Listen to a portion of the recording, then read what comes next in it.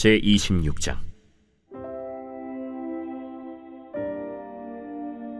아브라함 때에 첫 흉년이 들었더니 그 땅에 또 흉년이 들매 이삭이 그랄로 가서 블레셋 왕 아비멜렉에게 이르렀더니 여호와께서 이삭에게 나타나 이르시되 애굽으로 내려가지 말고 내가 네게 지시하는 땅에 거주하라. 이 땅에 거류하면 내가 너와 함께 있어 네게 복을 주고 내가 이 모든 땅을 너와 네 자손에게 주리라. 내가 네 아버지 아브라함에게 맹세한 것을 이루어 네 자손을 하늘의 별과 같이 번성하게 하며 이 모든 땅을 네 자손에게 주리니 네 자손으로 말미암아 천하 만민이 복을 받으리라. 이는 아브라함이 내 말을 순종하고 내 명령과 내 계명과 내 율례와 내 법도를 지켰습니다. 이삭이 그랄에 거주하였더니 그곳 사람들이 그의 아내에 대하여 물으매 그가 말하기를 그는 내 누이라.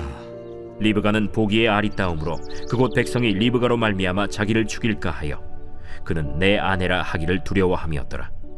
이삭이 거기 오래 거주하였더니 이삭이 그 아내 리브가를 껴안은 것을 블레셋 왕 아비멜렉이 창으로 내다본지라. 이에 아비멜렉이 이삭을 불러 그가 분명히 내 아내거늘 어찌 내 누이라 하였느냐? 내 생각에 그로 말미암아 내가 죽게 될까 두려워하였음이로라. 내가 어찌 우리에게 이렇게 행하였느냐?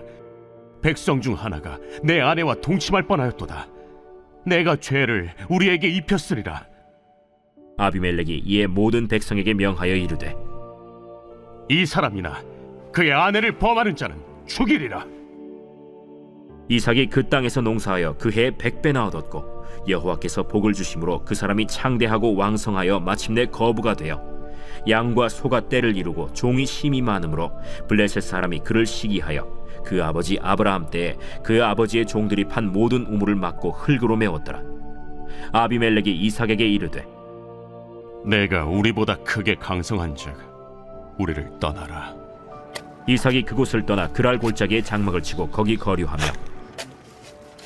그 아버지 아브라함 때에 팠던 우물들을 다시 팠으니 이는 아브라함이 죽은 후에 블레셋 사람이 그 우물들을 메웠음이라. 이삭이 그 우물들의 이름을 그의 아버지가 부르던 이름으로 불렀더라. 이삭의 종들이 골짜기를 파서 샘 근원을 얻었더니 그랄 목자들이 이삭의 목자와 다투어 이르되 이 물은 우리의 것이라. 이삭이 그 다툼으로 말미암아 그 우물 이름을 에색이라 하였으며 또 다른 우물을 팠더니 그들이 또 다툼으로 그 이름을 신나라 하였으며 이삭이 거기서 옮겨 다른 우물을 팠더니 그들이 다투지 아니하였으므로 그 이름을 르호봇이라 하여 이르되 이제는 여호와께서 우리를 위하여 넓게 하셨으니 이 땅에서 우리가 번성하리로다. 이삭이 거기서부터 브엘세바로 올라갔더니 그 밤에 여호와께서 그에게 나타나 이르시되 나는 네 아버지 아브라함의 하나님이니 두려워하지 말라. 내 종 아브라함을 위하여 내가 너와 함께 있어 네게 복을 주어 네 자손이 번성하게 하리라. 이삭이 그곳에 제단을 쌓고 여호와의 이름을 부르며 거기 장막을 쳤더니 이삭의 종들이 거기서도 우물을 팠더라. 아비멜렉이 그 친구 아후삿과 군대 장관 비골과 더불어 그랄에서부터 이삭에게로 온지라. 이삭이 그들에게 이르되 너희가 나를 미워하여 나에게 너희를 떠나게 하였거늘 어찌하여 내게 왔느냐? 여호와께서 너와 함께 계심을 우리가 분명히 보았으므로 우리의 사이 곧 우리와 너 사이에 맹세하여 너와 계약을 맺으리라 말하였노라. 너는 우리를 해하지 말라. 이는 우리가 너를 범하지 아니하고 선한 일만 내게 행하여 내가 평안히 가게 하였음이니라. 이제 너는 여호와께 복을 받은 자니라. 이삭이 그들을 위하여 잔치를 베풀매 그들이 먹고 마시고 아침에 일찍이 일어나 서로 맹세한 후에 이삭이 그들을 보내매 그들이 평안히 갔더라. 그날에 이삭의 종들이 자기들이 판 우물에 대하여 이삭에게 와서 알리어 이르되 우리가 물을 얻었나이다. 그가 그 이름을 세바라 한지라. 그러므로 그 성읍 이름이 오늘까지 브엘세바더라. 에서가 40세에 해쪽 속 브에리의 딸 유딧과 해쪽 속 엘론의 딸 바스맛을 아내로 맞이하였더니 그들이 이삭과 리브가의 마음에 근심이 되었더라.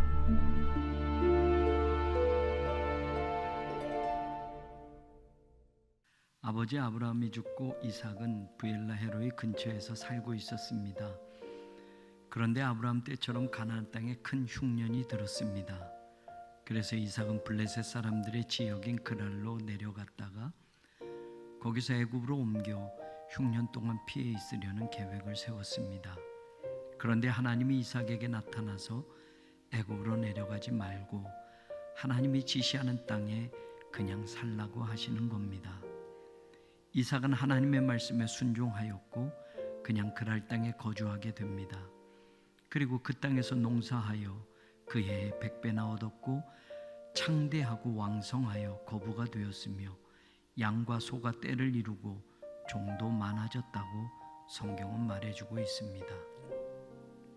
12절에 그 땅에서와 그 해에라는 말이 의미가 있습니다.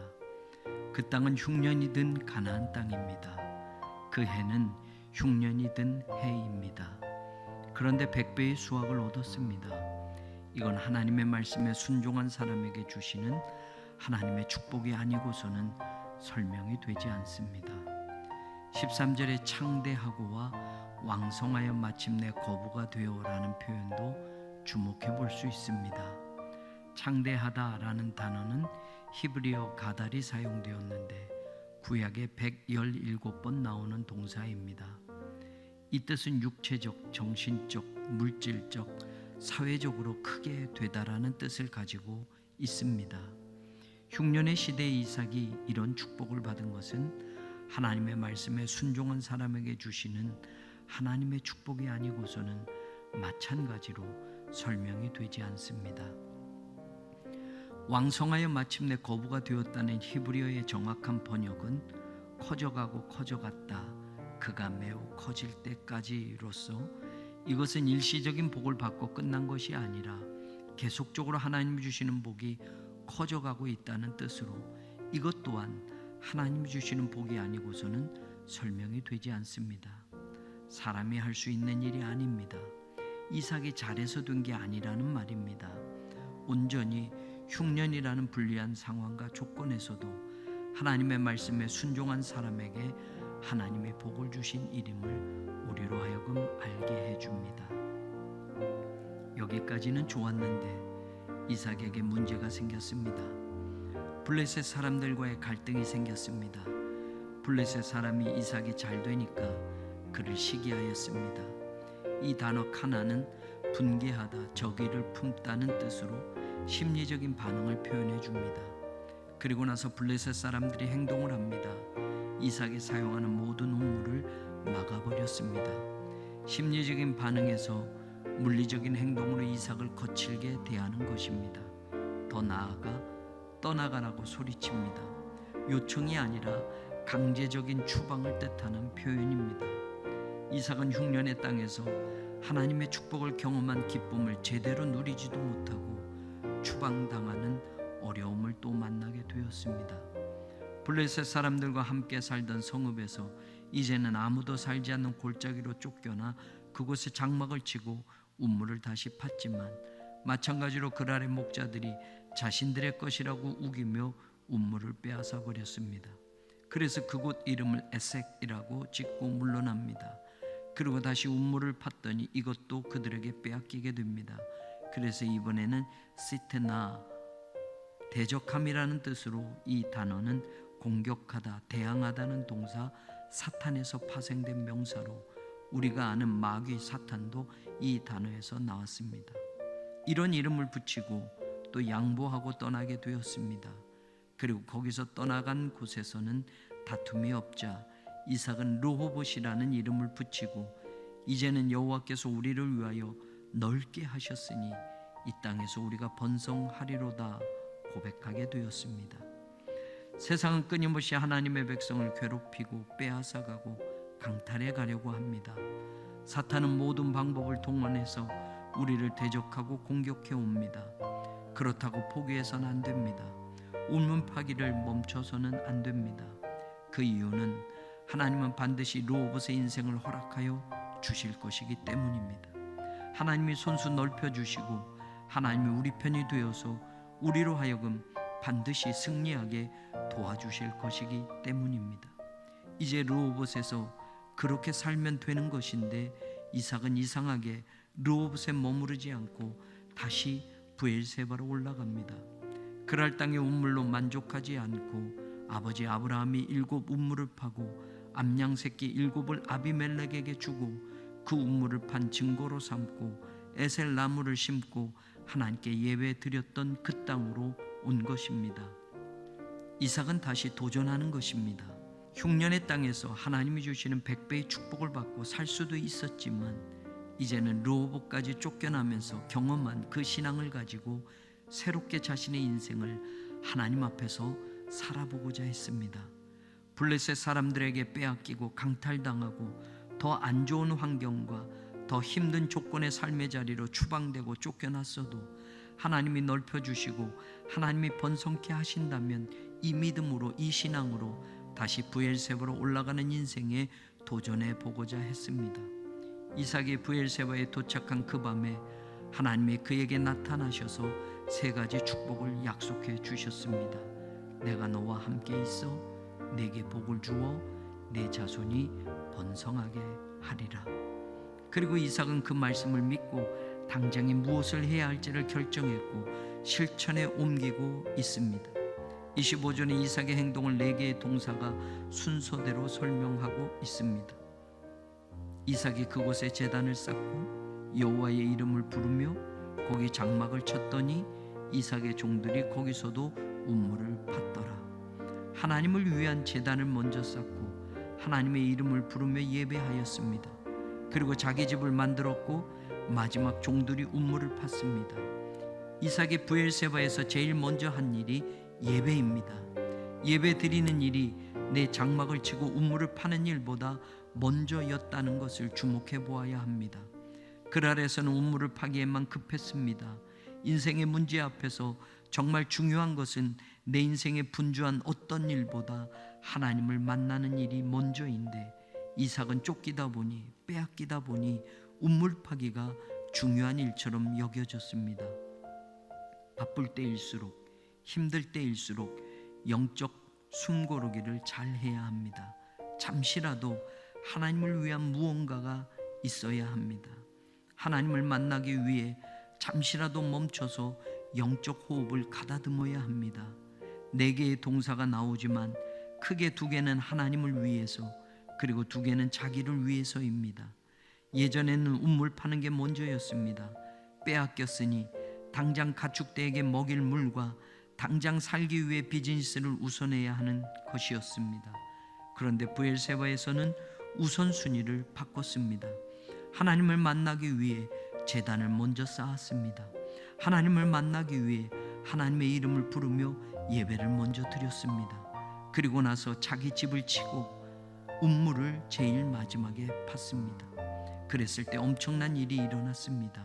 이게 오늘 우리가 기억해야 할 하나님의 말씀입니다.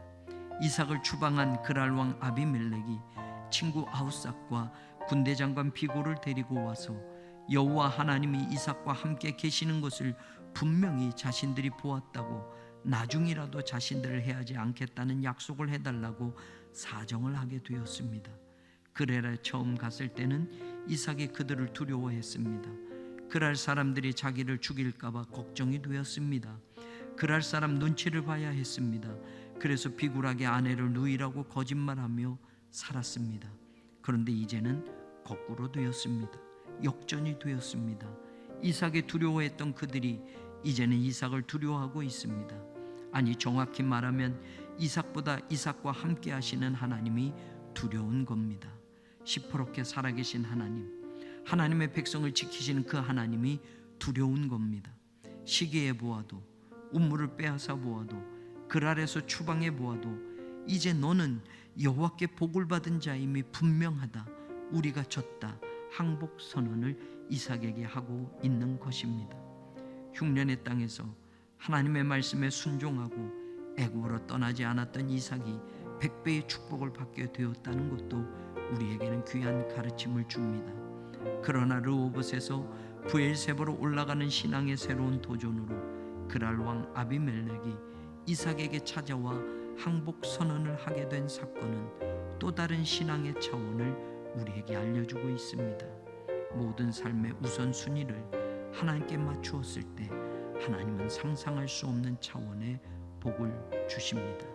그 복의 주인공들이 이제는 바로 우리가 되기를 간절히 소망합니다.